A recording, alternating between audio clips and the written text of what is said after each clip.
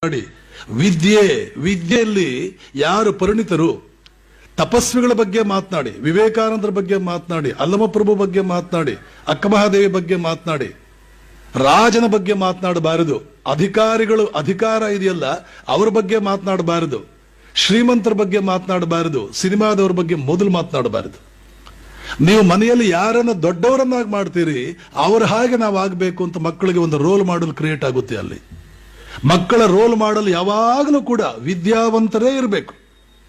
ವಿದ್ಯಾವಂತ, ಅವನು ಕವಿ ಆಗಿರ್ಲಿ, ವಿಜ್ಞಾನಿ ಆಗಿರ್ಲಿ, ತತ್ವಶಾಸ್ತ್ರಜ್ಞ ಆಗಿರ್ಲಿ, ಏನಾದರೂ ಆಗಿರ್ಲಿ, ಮಕ್ಕಳಿಗೆ ಇವನು ಬಹಳ ದೊಡ್ಡವನು ಅಂತ ಅನಿಸ್ಬೇಕಾದ್ದು ಕೇವಲ ವಿದ್ಯಾವಂತ ಮಾತ್ರ.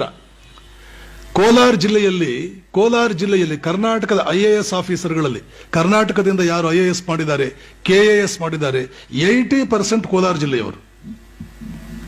SLC ರಿಸಲ್ಟ್ಗಳು ಕೋಲಾರ ಜಿಲ್ಲೆ ಬಹಳ ಬರಲ್ಲ. ಸೌತ್ ಕೆನರಾ ಬರುತ್ತೆ, ನಾರ್ತ್ ಕೆನರಾ ಬರುತ್ತೆ. ಆದರೆ IAS ನಲ್ಲಿ KAS ಪಾಸ್ ಮಾಡಿದವರಲ್ಲಿ ಕೋಲಾರ ಜಿಲ್ಲೆಯಲ್ಲಿ 80%. ನಾನು ಕೋಲಾರ ಜಿಲ್ಲೆಯವನು. ಕಾರಣ ಏನು ಗೊತ್ತಾ?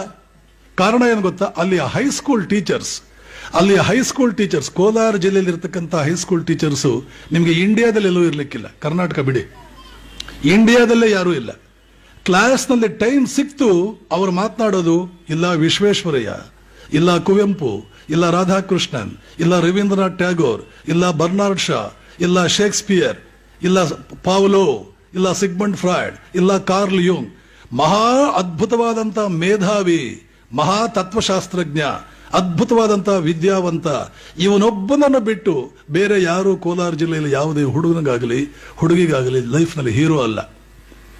ನಾನು ಹುಡುಗ ಆಗಿದ್ದಾಗಲೂ ನನಗಿದ್ದಂತ ಒಂದು ಕನಸು ಏನು ಅಂತಂದ್ರೆ ಒಂದು ಕಾಲೇಜಿನ ಪ್ರಿನ್ಸಿಪಲ್ ಆಗಬೇಕು ಅಂತ. ಯಾಕೆ? ಅವರು ಓದಿದಂತ ತಮ್ಮ ಕಾಲೇಜಿನ ಪ್ರಿನ್ಸಿಪಲ್ಗಳನ್ನ ನಮ್ಮ ಟೀಚರ್ಸ್ ಎಷ್ಟು ಮಾತ್ರ ಹೊಗಳ್ತಿದ್ರು ಅಂದ್ರೆ, ಕಾಲೇಜಿನ ಪ್ರಿನ್ಸಿಪಲ್ಗಳನ್ನು ಹೊಗಳ್ತಿದ್ರು, ಟೀಚರ್ಸ್ ಹೊಗಳಿದ್ರು. ಯಾವ ಮನೆಯಲ್ಲಿ ಟೀಚರ್ ಹೀರೋ ಆಗ್ತಾನೆ, ಲೆಕ್ಚರರ್ ಹೀರೋ ಆಗ್ತಾನೆ, ಪ್ರೊಫೆಸರ್ ಹೀರೋ ಆಗ್ತಾನೆ, ವಿದ್ಯಾವಂತ ಹೀರೋ ಆಗ್ತಾನೆ, ಆ ಮನೆಯಲ್ಲಿ ಮಕ್ಕಳು ಹಾಳಾಗಲ್ಲ. ಶ್ರೀಮಂತನನ್ನು ನೀವು ಹೀರೋ ಮಾಡಿ, ಟಾಟಾ ಬಿರ್ಲಾ ಬಗ್ಗೆ ಮಾತಾಡಿ, ಮಕ್ಕಳಿಗೆ ಸ್ಟಡೀಸ್ ನಲ್ಲಿ ಇಂಟ್ರೆಸ್ಟ್ ಹೋಗುತ್ತೆ, ಹಣದ ಕಡೆ ಇಂಟ್ರೆಸ್ಟ್ ಬರುತ್ತೆ. ಸಿನಿಮಾ ಬಗ್ಗೆ ಮಾತಾಡಿ, ಎಲ್ಲ ಇಂಟ್ರೆಸ್ಟ್ ಹೋಗುತ್ತೆ, 4 ಸಲ ತಲೆ ಬಾಚಿಕೊಳ್ಳೋದು, ಮೇಕಪ್ ಮಾಡ್ಕೊಳ್ಳೋದ್ರ ಕಡೆ ಗಮನ ಬರುತ್ತೆ. ರಾಜಕಾರಣಿಗಳ ಬಗ್ಗೆ ಮಾತನಾಡಿ, ಇದನ್ನೆಲ್ಲ ಬಿಡ್ತಾರೆ. ರಾಜಕಾರಣಿ ಆಗೋದು ಹೇಗೆ ಅಂತ ಯೋಚನೆ ಮಾಡೋಕೆ ಹೋಗ್ತಾರೆ. ಮನೆಯಲ್ಲಿ ನಿಮ್ಮ ಮಗು ರೂಮ್ ನಲ್ಲಿ ಇರ್ತಕ್ಕಂಥ ಫೋಟೋ, ಕಾಲೇಜಿಗೆ ಬಂದಾಗ್ಲೂ ಹೈಸ್ಕೂಲ್ಗೆ ಬಂದಾಗ್ಲೂ ರೂಮ್ ನಲ್ಲಿ ಒಂದು ಫೋಟೋ ಹಾಕೊಳ್ತಾನೆ. ಆ ಫೋಟೋ ನೋಡಿ ಮುಂದೆ ಅವನ ಭವಿಷ್ಯ ಏನಾಗುತ್ತೆ ಅಂತ ಹೇಳ್ಬಿಡಬಹುದು.